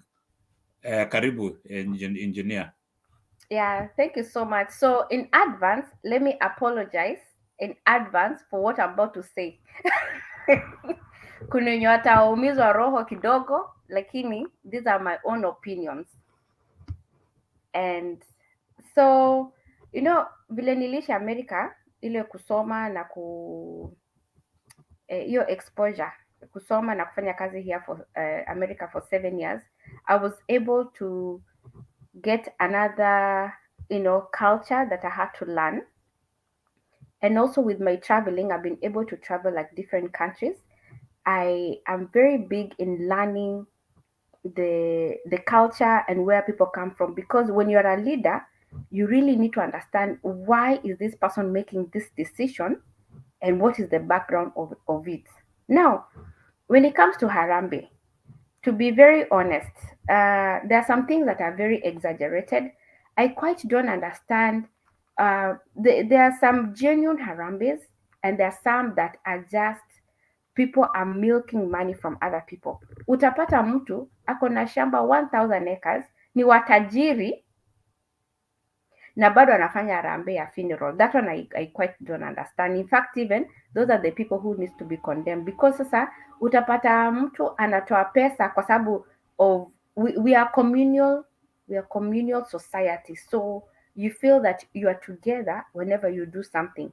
But now, don't come and start if you are able to just take care of that funeral, if you are able just within your siblings, tafadhali wacha kusumbua watu. So for me, when I came back, I realized this name engineer ni kubwa sana. I remember one time I was being called, they said so much about me. That introduction was so powerful. Hey, nikasema leo watu watajua mimi ni engineer. I was so happy, like I woke up, I wave, and then they're like, in fact, even kuja hapa mbele. Aya, nikaenda mbele. Wakasema sawa, wenye wako hapa mbele hawa ndio committee, kila mtu atoe 10,000. I think that one was 50,000.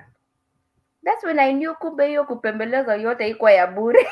Haikuwa for free.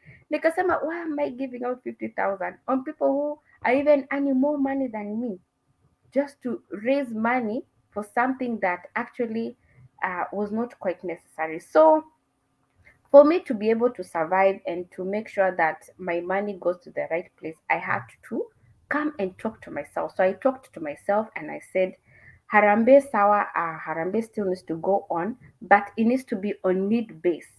So there are two things that somebody cannot prevent for me, and that is death and sickness. Even my relatives know that. Death and sickness is whenever now I'll be able to help. And how I help you is how we relate.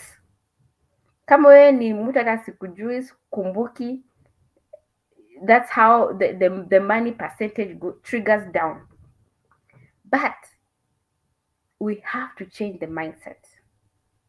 We definitely have to change the mindset. For us to ship, for us to be successful, we have to change our mindset in so many ways. First of all, most of this, I know right now, I mean, we're going through so much issues. There are no jobs. Hata ukiambia mtu save money, ana save money wapi? Kwa sababu hata ana kazi. There are some people who, the worst ones are the ones who are working and the ones who have money and the ones who, in fact, even sijui kama president to announce kama unafanya kazi nini, wacha kusumbua watu. Because you're the one who needs to come back and help other people. Because now if you are the one who is asking for harambee and other people are suffering, that we are just circulating this poverty. So even as easy as there are other occasions where people need to enjoy nini, unaangalia tu budget yako and just go with your budget. But there are two things that for sure I know cannot be prevented. That is being sick and having a death in the family. Those are shockers. So those are the only harambees that I will tell you for sure that I do help. Kuna harambee zingine I do it because of my own personal need, maybe. For example, watu wa campaign. Those are not harambees for free. So yeah, we definitely have to change our mindset. And those people who are able to take care of the bill, please take care of it. In our family, we don't do big funerals. We actually, within a week or so, we've already buried our family member. We don't even do harambees in our family on my mom's side. We actually just come together, we come together as a family and said, okay, this person is going to do flowers, this person, mtu anajitokezea tu. Like within 2 days, tumesha changa what we need. And we just do something small and inaisha tu hivyo. Yeah. So if we start thinking like that, like it will help us, because death is definitely something we cannot prevent. And whenever it happens, let's not dig in our pockets too deep and making it a big deal to a point where people are suffering financially. CDF, definitely we need to have integrity. You're only gonna be blessed if you help. There are orphans, there are widows in the community. These are the people who need some help. So leaders definitely need to have integrity and make sure that this CDF money is going into the right places. If they want to be audited, that can happen, but they should just do the right thing from the beginning. When it comes to parents relying on children, that becomes also another. It becomes another cycle that needs to be broken. For us in our family, we decided that our generation is gonna be the last generation that needs to worry about us having our own family and also worrying about our parents. I thank God for my mother. She's very independent. In fact, even when I was building her the house, she was very upset. She said I need to spend that money on her grandchildren because she has her own plans of building her own house. But for me, it was just more of a gift. It wasn't that I had to do it. For me, it was more of a gift because of how she has raised us. Even after my dad passed on, she was able to give us the best. So for me, it was a gift that I was giving back. But for those who make the children, like, it's a must for them to provide, that's another mindset that we need to change. For example, right now, as I am, supporting the children, I'm just turned 40. I'm already thinking of retirement. Yeah, me and my husband, we think of retirement. So we need to find out where we want to retire, how we're gonna build our house and all that, so that when the children grow, they don't have to come back and take care of us. They need to take care of their family. So we need to break that cycle. When you see the developed countries, as soon as wakizaa watoto wanakuanga na account ya mtoto, but you see them, they have jobs, they usually have an account for the child, and they save like maybe $100 or maybe $300 per month. But you see over here they have jobs, but that's the mindset that they have. They save money, so when the child turns 18, they already have money for college, or they already have money to start their life. So they hand over that money to the child. So and then wanajianzia maisha hapo hivyo, wanaenda kusoma, wanaingia college, na mzazi sasa anaanza maisha yake, anajiprepare her retirement nini. Make sure that you have enough money for when you're older, when you've retired, or you have your own income that is coming in when you're retired. So this is the time to build. So once we break that cycle, we just need to start one family at a time, and this will help us a lot. Otherwise, yes, it's very tough to have parents calling you every time. I need this, I need that, I need this. Uku, your children are calling you, I need this, what about you? Oh, tutakufa na stress. So yes, we definitely need to encourage our parents, the ones that are stubborn, the ones that are relying too much onto the kids, to give a break. And also the children, just look at the parents and see what do they need so that they can jumpstart. Kama wanapenda farming, just put money into their farming and help them to grow and wajiendeleshe. Kuna wenye wanapenda biashara, kuna wenye wako na land, maybe build them what is it called, build them rentals, waende tu collect pesa. So we cannot we have to support them in a way we can, but yes, at the same time there's also a thin line. Parents need to also give us a break, because also we have families and we also have ourselves.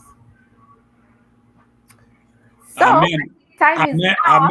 Amen to that, engineer. I support Yeah. you 100%. Kuna vitu mbili nimesikia hapo yenye imeniingia. I know people will be upset, but that is fine.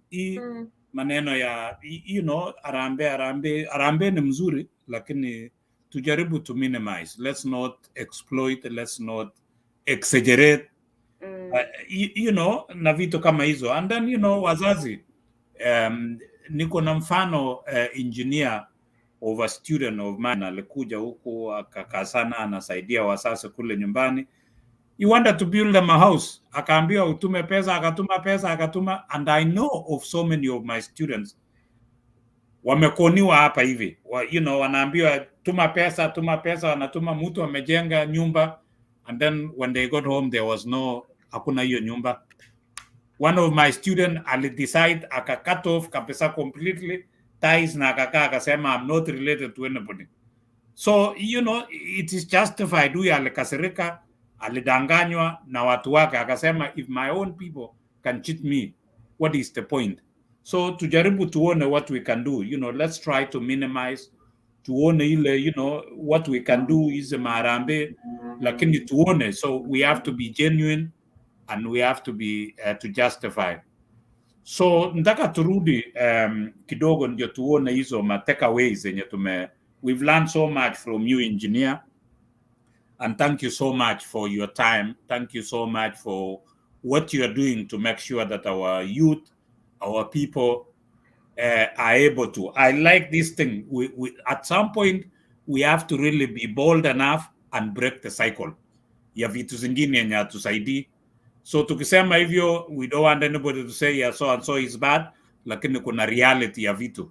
I want you to think of what will you do when you are retired. Usikae tu kuwe mzazi ambaye utakuwa unastuka watu na kusema mimi nataka tu ni you know, to curse people because they didn't help you. You know, we need you to bless kama wewe ni mzazi. So Osea, I don't know what you've taken from engineer, but we will start with engineer Janet. I'm sure you've learned so much and our people have learned, and I see a lot of people have followed us. Before we get there, Osea, just before you tell us what you've learned, tell us what is following us.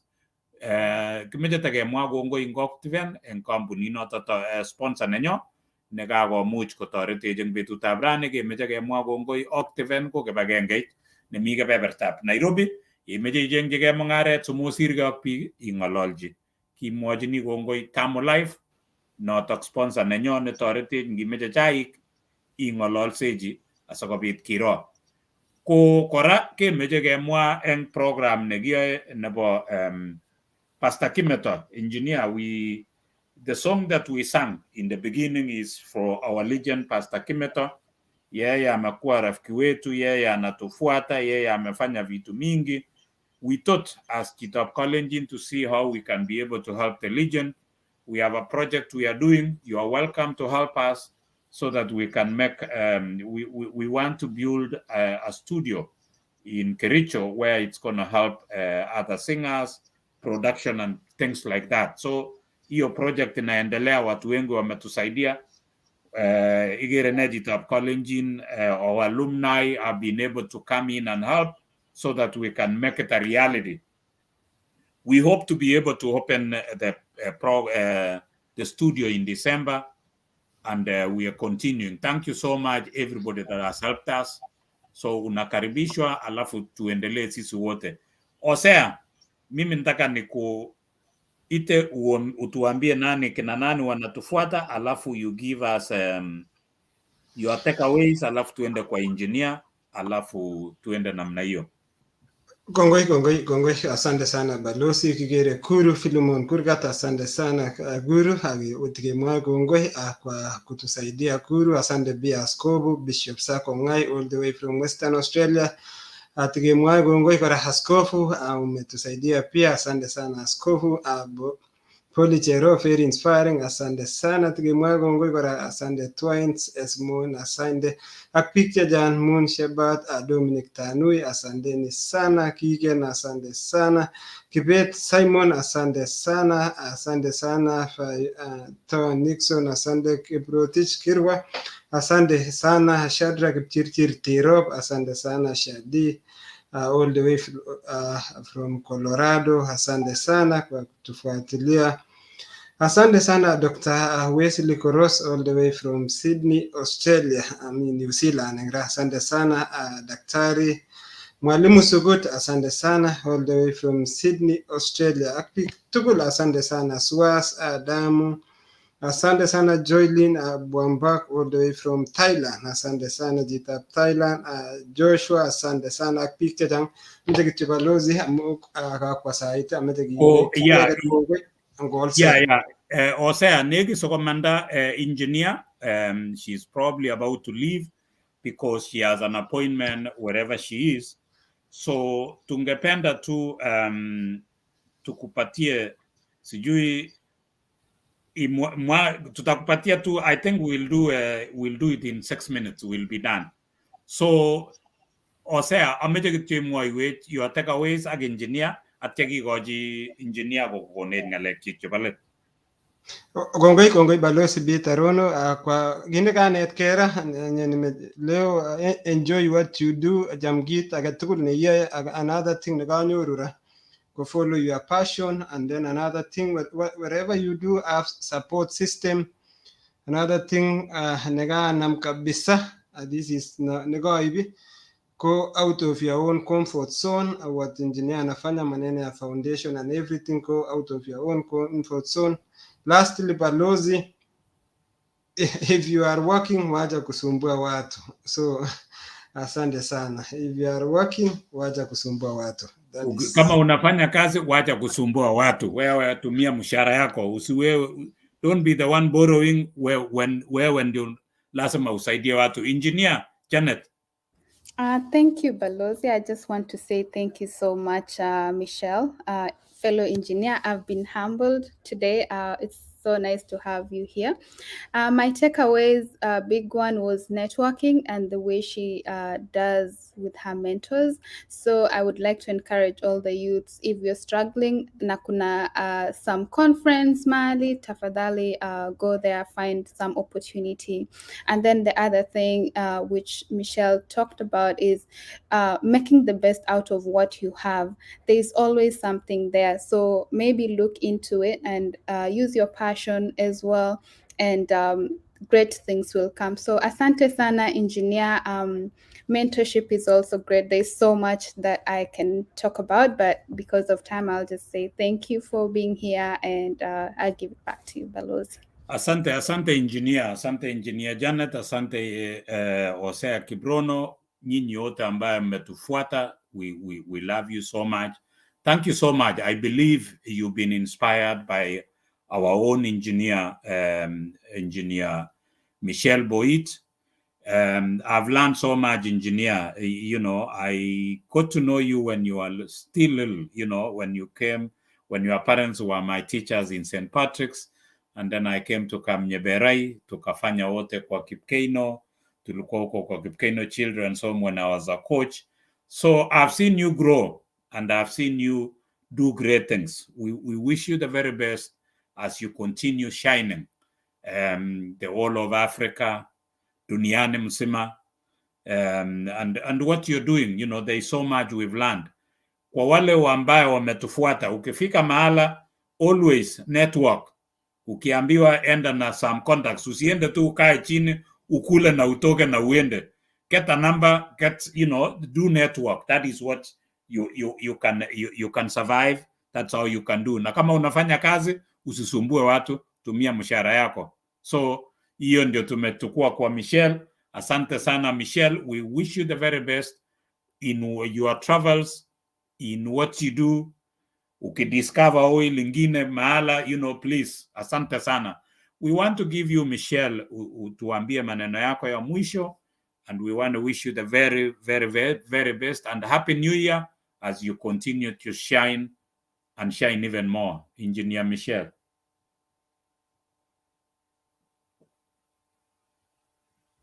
Hatukusikii, nafikiria you are muted. All right, thank you so much for everything. I have just learned that through Igere Nee Chitab Kalenjin, that you're connected globally and you're reaching out to people from US, from Australia. And thank you so much for inviting me, for me being your guest. And also thank you for connecting with people at home. However much you have traveled in the US, you've traveled in Australia, you have not forgotten your culture, your roots. You are reaching out to your people and also reaching out with strong culture. For me, I will just say it has been an honor. I'll be more than happy to come back, and hopefully at that time we'll have done more projects. And we just want to tell people, for the youth, you're more than welcome to come into our foundation. Feel free, reach out to us. If there's anything you want to discuss, please reach out to us. All the services we offer are free, and it's for boy child, for girl child. You don't have to be in STEM. You also can be in a different type of career, and we'll be able to cater to you. So reach out to us. We will be more than happy to be with you and to cater to your needs. And thank you so much. I'm very humbled to be invited. Asante sana. And I'll be happy to come back. Asante, tunakukaribisha sana Michelle. We wish you the very best travels when you go. Do what you're doing and keep shining, and we will follow you, Michelle, to see the great things that you're going to do for Kenya and for all of us. Ngiberuren Michelle. Kongoi missing. Kongoi missing. Kogi tetutiet nebo betutab ra ko chekomite tugul kokaimi ak inendet Osea Kibrono kobun kebebertab Australia, South Australia, olimbo Adelaide, ak inendet Engineer Janet Chepkogei komite kebeberta nebo Florida, amite kebeberta nebo kebeberep Ohio, Columbus, Ohio. Kongoi ngakwek tugul chekausubi eng betutab rani, kimache kemakwak chemyach ak kelejinok ngote keboisie anan yeimeche iolchigei ki iboisie Octaven ak ibwat Thermolife atya ibwat kora Ndonyo Mart yekibendi ketesetai koki program nebo Igere Nee Chitab Kalenjin yeking'etye. Hi there, my name is George Washiri. I am so happy to see you, and today I am here to enumerate, to explain how we package our land investment and the prime land, whereby it's value added plots. We do the malam, we do the water, we do the mesh fence, and there's a caretaker on site. It is called 3-star property. Everything is ready for you to start roads. We do the CCTV, we do a clubhouse and also construct swimming pool.